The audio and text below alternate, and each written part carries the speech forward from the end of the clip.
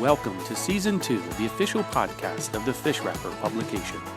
Our goal is to bring you story content to inspire, encourage, and uplift the soul. It's our hope you find these stories refreshing, thought-provoking, and motivating as you face the challenges of everyday life. So turn us up and tune your ears, and let's get started by jumping right into the story.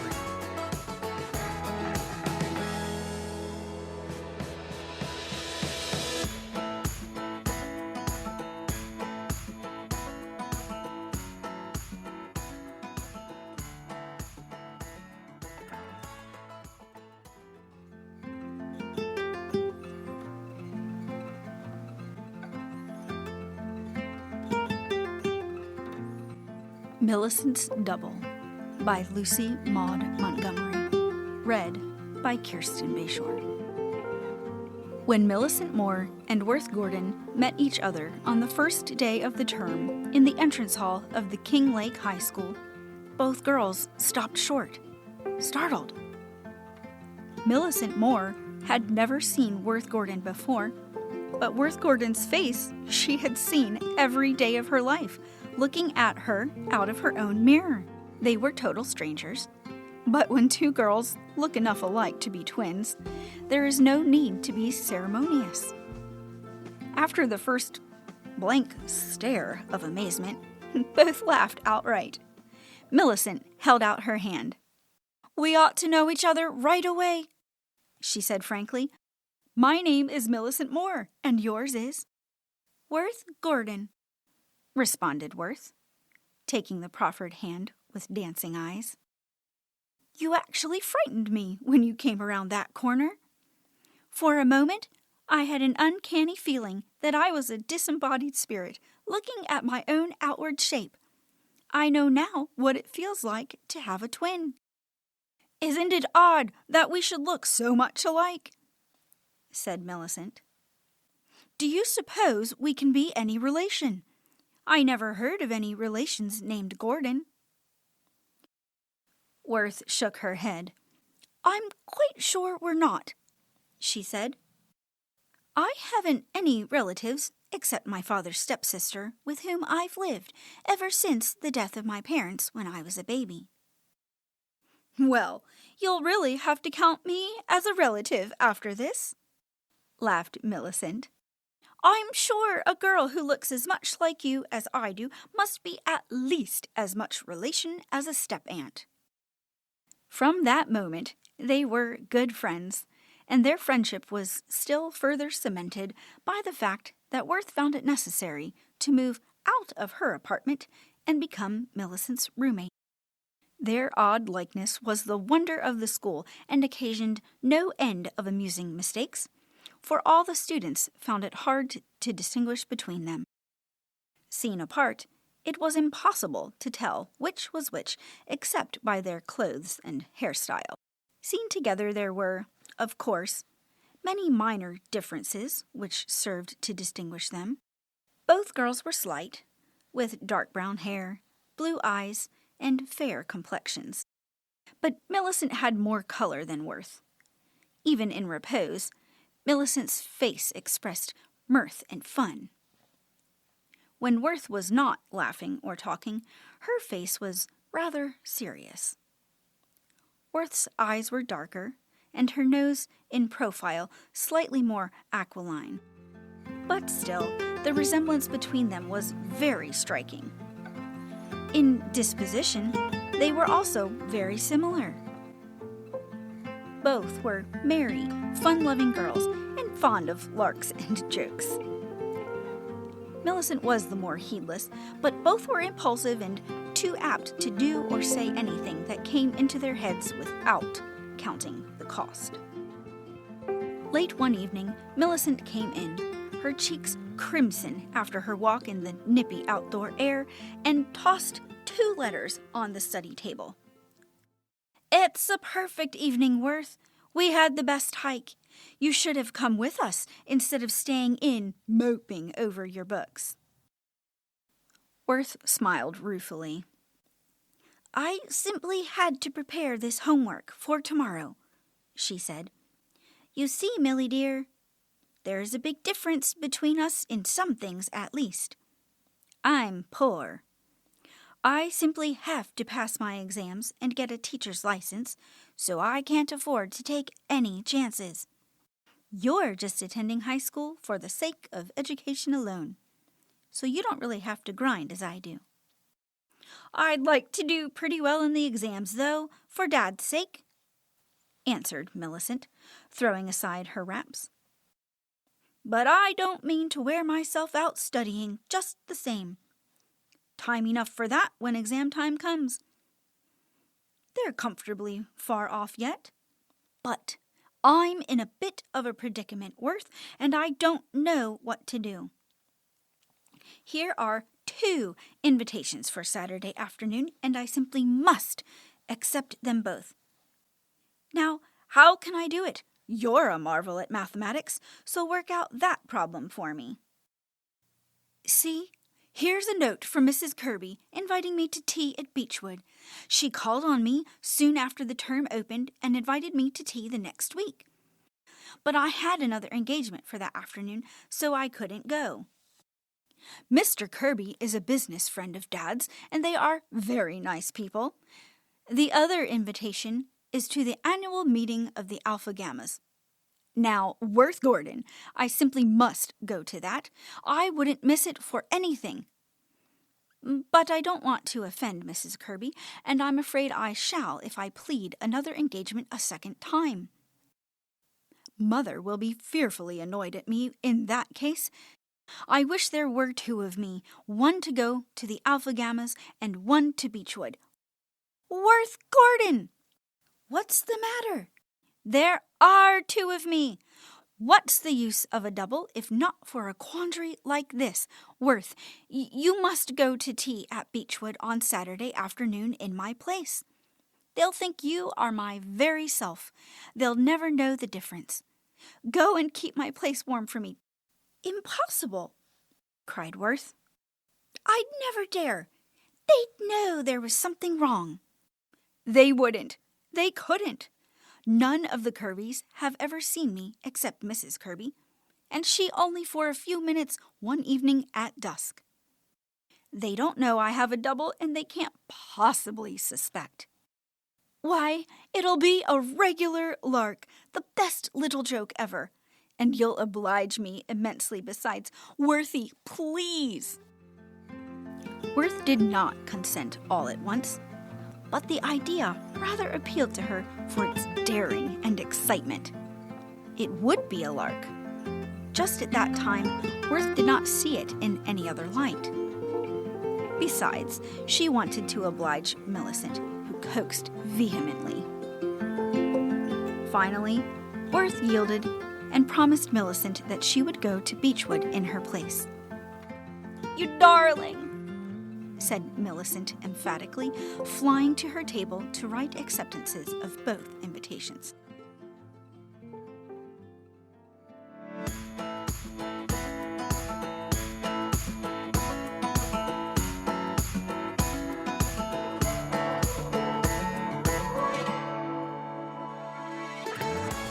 We hope you've been enjoying this story. We will continue in just a moment. We pause to discuss the sponsor for this episode. If your business isn't using key marketing tools, you could be missing out on valuable opportunities to grow. That's where Little Mountain Printing comes in. They offer powerful marketing solutions like postcard mailers and websites to attract new customers, brochures to showcase your products or services, and promotional products to show appreciation to clients. With the right marketing in place, your business has the best chance to thrive. Get started today by calling Little Mountain Printing at 717-933-8091 or visit them online at littlemountainprinting.com. Now let's return and finish the story.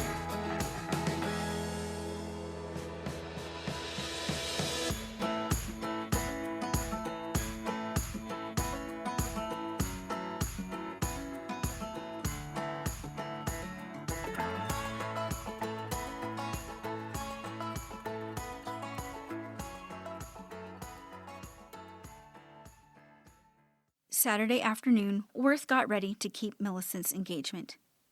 Suppose I am found out and expelled from Beechwood in disgrace, she suggested laughingly as she combed her hair. Nonsense, said Millicent, pointing to their reflected faces. The Kirbys can never suspect. Why, if it weren't for the hair and the dresses, I'd hardly know myself which of those reflections belonged to which. What if they begin asking me about the welfare of the various members of your family? They won't ask any but the most superficial questions. We're not intimate for anything else. I've coached you pretty thoroughly, and I think you'll get along all right. Worth's courage carried her successfully through the ordeal of arriving at Beechwood and meeting Mrs. Kirby. She was unsuspectingly accepted as Millicent Moore, and found her impersonation of that young lady not at all difficult. No dangerous subject of conversation was introduced, and nothing personal was said until Mr. Kirby came in. He looked so scrutinizingly at Worth as he shook hands with her that the latter felt her heart beating very fast. Did he suspect?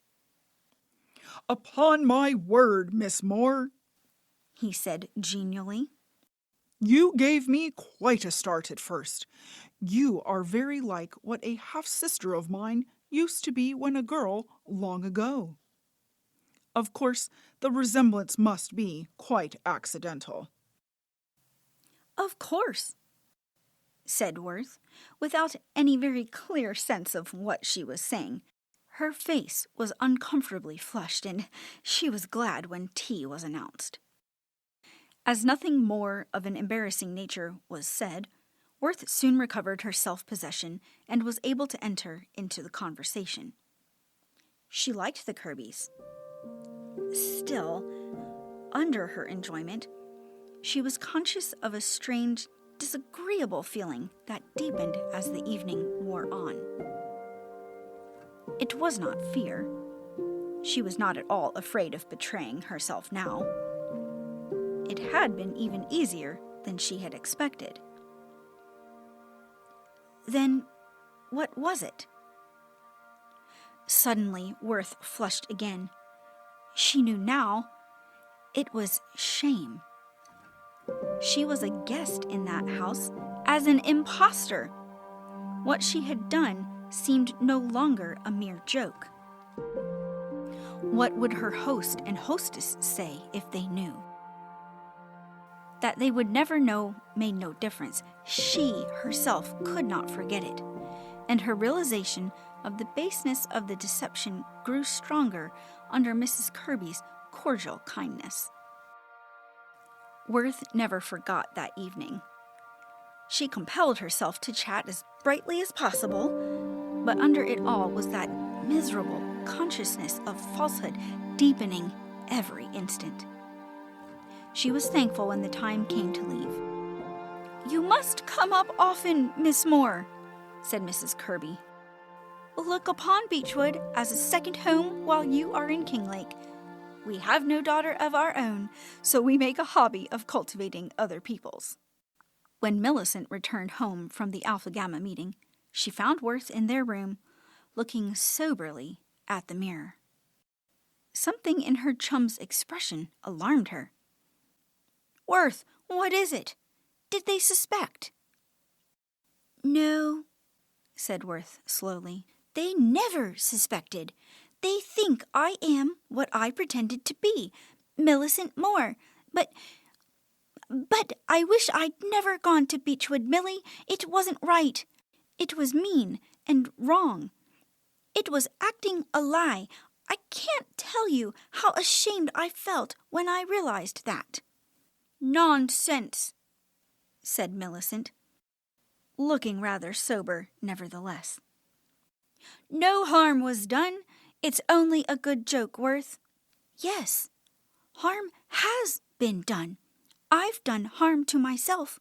For one thing, I've lost my self-respect. I don't blame you, Millie. It's all my own fault. I've done a dishonorable thing." "Dishonorable," Millicent sighed. "The Alpha Gamma meeting was horribly slow," she said. I didn't enjoy myself a bit. I wish I had gone to Beechwood. I didn't think about its being a practical falsehood before. I suppose it was, and I've always prided myself on my strict truthfulness. It wasn't your fault, Worth. It was mine. But it can't be undone now. No, it can't be undone, said Worth slowly. But it might be confessed. We might tell Mrs. Kirby the truth and ask her to forgive us. I couldn't do such a thing, cried Millicent. It isn't to be thought of. Nevertheless, Millicent did think of it several times that night and all through the following Sunday. She couldn't help thinking of it. A dishonorable trick! That thought stung Millicent. Monday evening, Millicent flung down the book from which she was vainly trying to study. Worthy, it's no use. You were right. There's nothing to do but go and fess up to Mrs. Kirby. I can't respect Millicent more again until I do. I'm going right up now. I'll go with you, said Worth quietly. I was equally to blame, and I must take my share of the humiliation. When the girls reached Beechwood, they were shown into the library where the family was sitting. Mrs. Kirby came smilingly forward to meet Millicent when her eyes fell upon Worth. Why, she said, I didn't know you had a twin sister, Miss Moore. Neither I have, said Millicent, laughing nervously. This is my chum, Worth Gordon, but she is of no relation whatever. At the mention of Worth's name, Mr. Kirby started slightly, but nobody noticed it. Millicent went on in a trembling voice. We've come up to confess something, Mrs. Kirby. I'm sure you'll think it dreadful, but we didn't mean any harm. We just didn't realize until afterwards. Then Millicent, with burning cheeks, told the whole story and asked to be forgiven. I, too, must apologize, said Worth when Millicent had finished. Can you pardon me, Mrs. Kirby? Mrs. Kirby had listened in amazed silence, but now she laughed.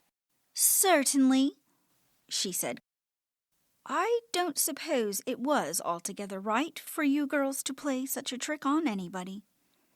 But I can make allowances for schoolgirl pranks. I was a schoolgirl once myself, and far from a model one. You have atoned for your mistake by coming so frankly and confessing, and now we'll forget all about it. I think you have learned your lesson. Both of you must just sit down and spend the evening with us. Dear me, but you are bewilderingly alike. I've something I want to say, interposed Mr. Kirby suddenly.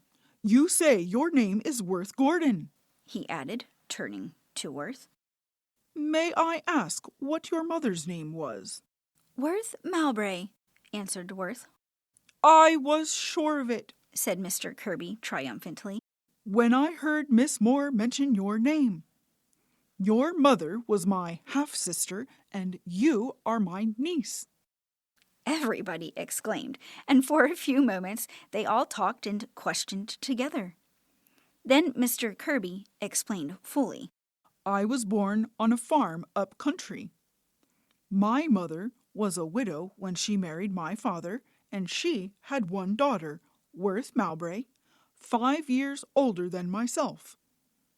When I was 3 years old, my mother died. Worth went to live with our mother's only living relative, an aunt. My father and I removed to another section of the country. He, too, died soon after, and I was brought up by my uncle's family. My sister came to see me once when she was a girl of 17, and, as I remember her, very like you are now. I never saw her again and eventually lost trace of her. Many years later I endeavored to find out her whereabouts. Our aunt was dead, and the people in the village where she had lived informed me that my sister was also dead. She had married a man named Gordon and had gone away. Both she and her husband had died, and I was informed that they left no children, so I made no further inquiries. There is no doubt that you are her daughter. Well, well, this is a pleasant surprise, to find a little niece in this fashion.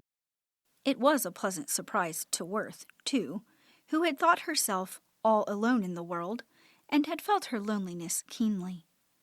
They had a wonderful evening, talking and questioning and explaining. Mr. Kirby declared that Worth must come and live with them.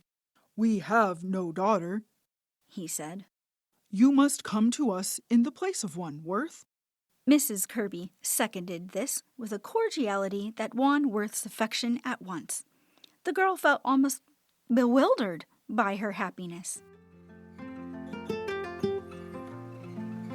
I feel as if I were in a dream, she said to Millicent as they walked back to their apartment. It's really all too wonderful to grasp at once. You don't know, Millie, how lonely I've often felt under all my nonsense and fun. Delia was kind to me, but she was really no relation. She had a large family of her own, and I have always felt that she looked upon me as a rather inconvenient duty. But now I'm so happy. I'm so glad for you, Worth, said Millicent warmly, although your gain will certainly be my loss, for I shall miss my roommate terribly when she goes to live at Beechwood. Hasn't it all turned out strangely? If you had never gone to Beechwood in my place, this would never have happened. Say rather that if we hadn't gone to confess our fault, it would never have happened, said Worth gently. I'm very, very glad that I have found Uncle George and such a loving welcome to his home. But I'm gladder still that I've got my self-respect back. I feel that I can look Worth Gordon in the face once again. I've learned a wholesome lesson too. The end.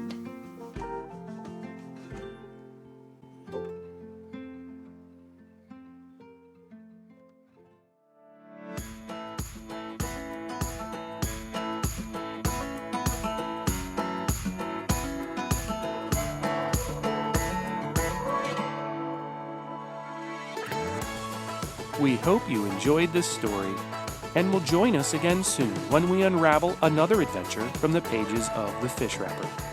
We want to remind you that The Fish Wrapper is available by subscription. Each issue of The Fish Wrapper is jam-packed with story content, amazing recipes, games, jokes, and much, much more. Our readers never want to miss an issue, and you can order yours today by visiting thefishwrapperonline.com or by calling 717-400-FISH. That number again is 717-400-FISH. We encourage you to like and subscribe to this podcast, ensuring that you never miss a new episode. See you again soon, and may our Lord and Savior Jesus Christ guide you.